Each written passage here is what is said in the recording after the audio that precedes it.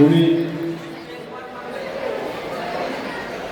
দর্শক দিদিকে মেমেন্টো দেওয়াটা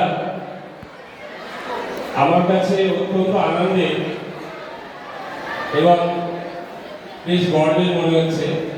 আমি তার আগে দু একটি কথা বলতে চাই। দিদি সম্পর্কে বলার এগুলো আমরা ইতিহাস ভূগোলের বই থেকে দেখেছি। দিদি আমরা ভূগোলে পড়েছি মাউন্ট এভারেস্ট, মানসরোবর, ধৌলগিরি, অন্নপূর্ণা, লোৎসে, এই সমস্ত পাহাড় তার চূড়ায় স্পর্শ করে আসা একজন ব্যক্তিত্ব। তার সম্পর্কে আমি আর কি বলবো। স্যার বললেন মেমেন্টো দিতে, এটা আমার কাছে অত্যন্ত গর্বের। এবং দিদি হচ্ছে এমন একজন নারী শক্তি যিনি অক্সিজেন ছাড়া ধৌলগিরি এবং এভারেস্টের চূড়ায় স্পর্শ করা একমাত্র এবং প্রথম ভারতীয় মহিলা।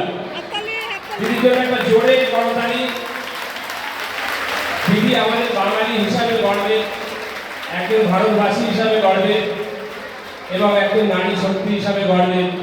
এবং আমি অত্যন্ত গর্বিত এবং আনন্দিত হচ্ছি যে এই মেমেন্টোটা আমি দিদিকে আমাদের বিদ্যালয়ে আজকে যে গৌরবময় ৭৫ বছর প্লাটিনাম জুবলি বর্ষ, সেটা আমাকে দেওয়ার জন্য বিদ্যালয় আমাকেও সম্মানিত করলো এবং দিদি তো অবশ্যই গর্বে, আমাদের সবাই গর্বে।